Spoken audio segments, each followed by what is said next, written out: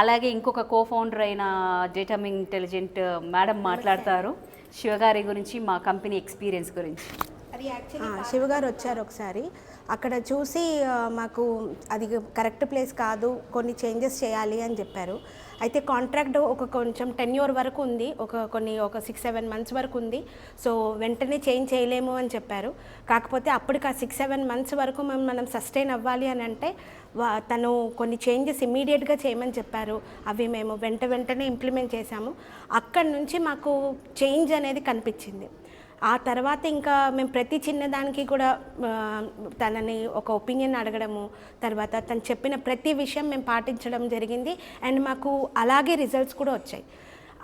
ఆ నమ్మకంతో ఈ కొత్త బ్రాండ్స్ అనేది ఓపెన్ చేయడం జరిగింది.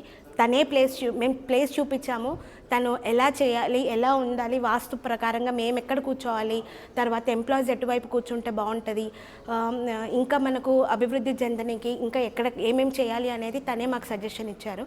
సో ఈరోజు ఇంత బాగా పూజ చేసిండ్రు. ఆ పూజ చేస్తున్నప్పుడు కూడా ఒళ్ళు పులకరించాయి, అంటే గూస్ బంప్స్ వచ్చాయి.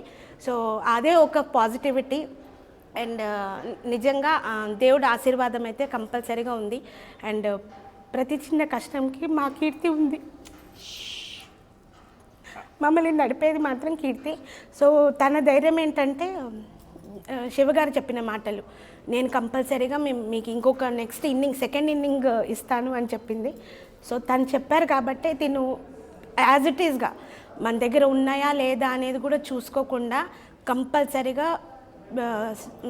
నెక్స్ట్ తను యాజ్ ఇట్ ఈస్గా చెప్పింది. ఇప్పుడు లిటరలీ తెలుసా, మేము ఆ ముందున్న ప్రెషర్ ఫేస్ అయితే లేము.